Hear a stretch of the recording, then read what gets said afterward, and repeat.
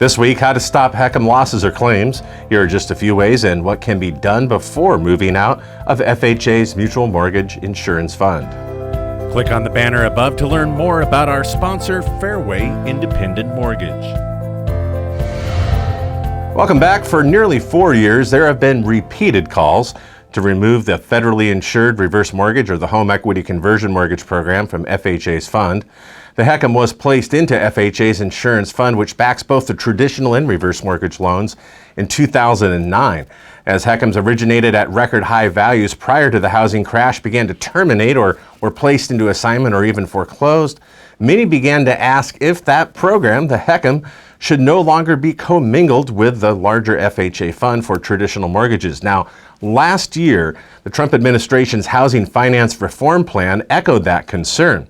And 4 years earlier, in 2015, an Urban Institute study called to remove the HECM, citing that the program's volatility is very difficult to address in calculating the program's valuation each year.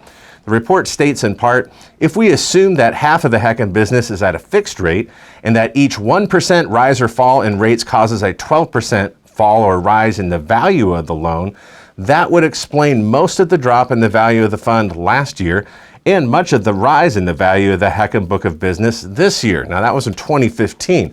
So today, with most loans being adjustable and interest rates falling significantly in late 2019 and 2020, we should see an improved economic valuation of the HECM program on the next report. However, if Congress ultimately does approve, and that is requiring their approval to remove us from the FHA fund, what should first be addressed? Well, here are some of my inputs. One is improved accounting. Now, some have argued that Congress has not fully funded the technology needs of FHA and HUD. That's the agency that's supervising billions of dollars in domestic loans backed by the federal government. In FHA's 2017 annual management report, it noted the challenge in technology, stating this: the loan origination systems of FHA's single-family businesses have an average age of more than 18 years, with a computerized homes underwriting management system, or CHUMS as we know it, exceeding 40 years. Similarly, the systems supporting the servicing, default claims, and REO areas have an average age of 14 years. However, the report does add, FHA management considers the existing systems capable of sustaining operation of the FHA insurance programs for the foreseeable future. Updated and current technology, if we had it fully in place, should be able to identify specific loans and also aggregate reports on claims paid for properties that are either in assignment, those that were terminated or foreclosed on, foreclosure expenses, and property management costs associated for REO properties. Improved servicing would be the second thing I feel we need to address, and that is the prompt sale or payoff of a property with a terminated or foreclosed HECM loan, and that will help ensure against avoidable losses and depreciation of the asset, the home. Now, when FHA Commissioner Dana Wade called for the removal of the HECM from FHA's fund, NORMLA President Steve Irwin said this just last month, and he perhaps best expressed the concerns of what I would call unfinished business. That does warrant attention. And this was in his written remarks to Reverse Mortgage Daily. I think that before there can be a thorough analysis of such a move, the department should continue to work to improve the servicing performance of HECMs that have been assigned to HUD.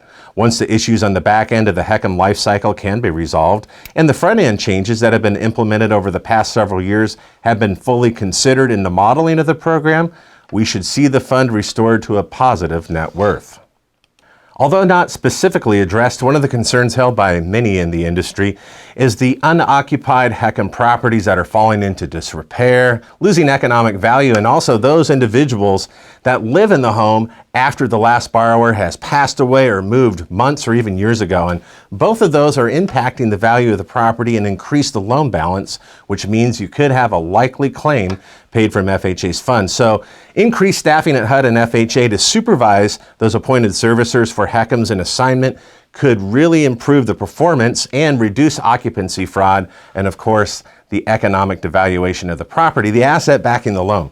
Next are geocentric principal limit factors. Just as all real estate is local, as I've said before, home appreciation rates vary significantly by state, county, and local neighborhoods. So outside of the interest rate itself, the starting home value and the principal limit factor The lending ratio, that is a big part in determining the likelihood that FHA is going to have a claim to pay out.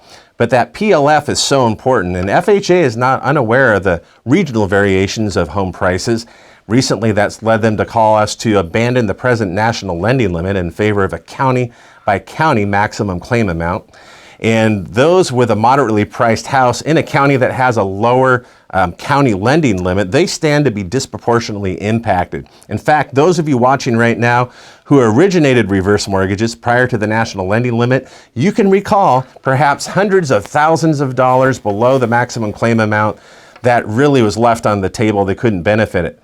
Now, those in the larger metros did benefit. So instead of a county lending limit, you would take all the average home sales and the PLF would be assigned to areas that had a historical appreciation. So an area with a record of little or no appreciation would have a lower principal limit factor. So it would reduce the risk of the loan payoff exceeding the home's value at the end.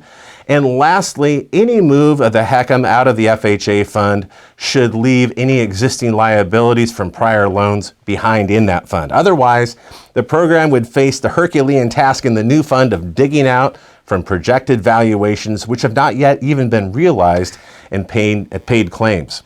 Change, it's endemic to the federally insured reverse mortgage. You all know that. So today, the opportunity to address decades-old problems is before us. What path will be taken, that remains to be seen.